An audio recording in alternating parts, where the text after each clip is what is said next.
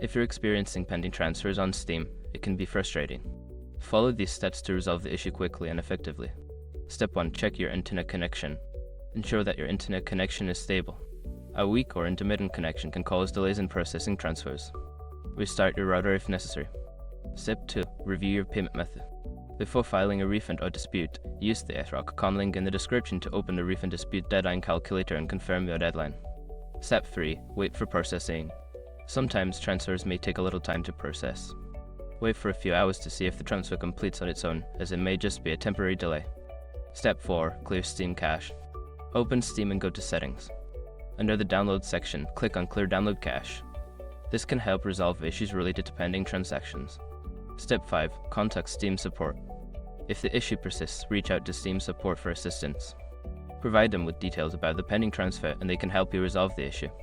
By following these steps, you should be able to resolve any pending transfers on Steam. If problems continue, don't hesitate to seek further help from Steam's support team.